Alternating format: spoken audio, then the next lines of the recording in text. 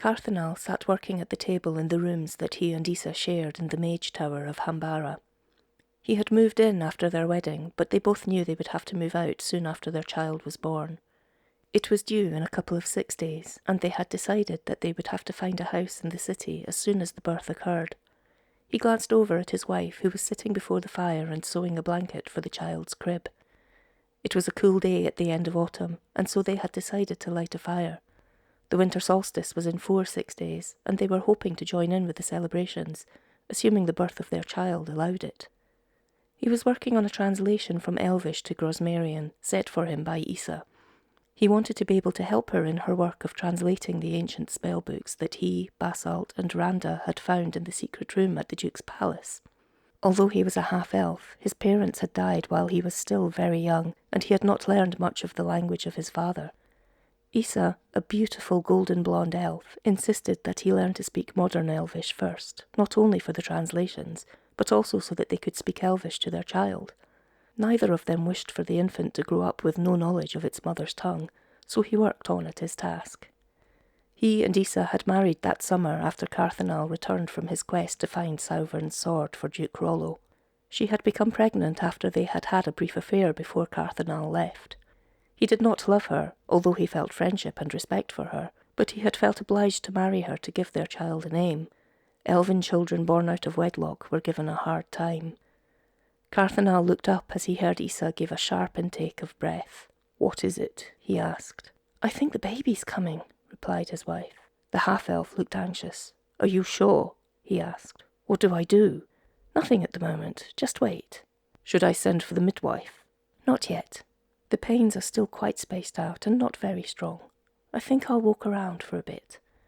Eventually, after what seemed like days but was only hours, she said, "Find Tomac and tell him to go and get Heretta. I think it's nearly time for her to come." Carthinal flew down the stairs to the library, where he found the young apprentice. Tomac had been one of his fellow apprentices before the death of their master, Mabril, and before Carthinal's success in passing the tests that all mages were required to take before becoming admitted to the full fellowship of the tower.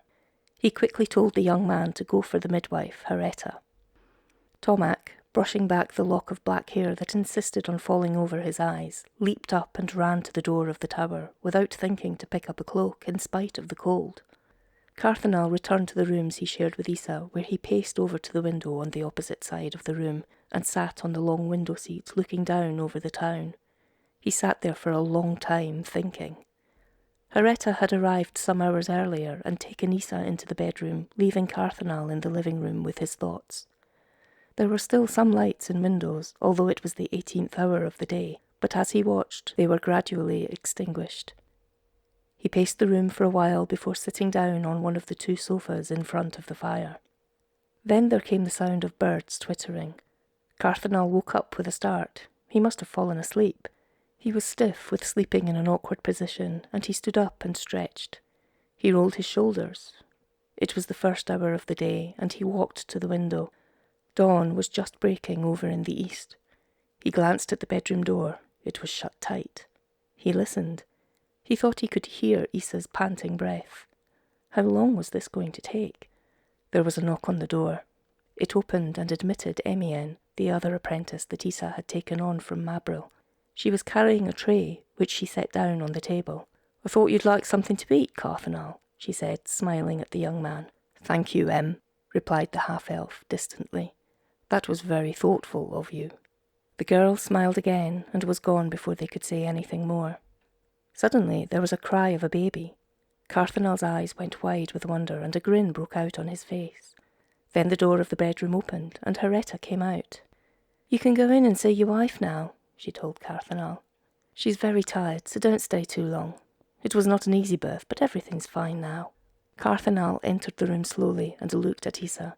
She was lying propped up on pillows with her beautiful golden hair damp with sweat. Her nightgown was white and had obviously been changed. In her arms she was holding a small bundle. Carthinal crept slowly through the door, feeling like a little boy again. Isa smiled. "Come and meet your daughter, Carthinal," she said softly.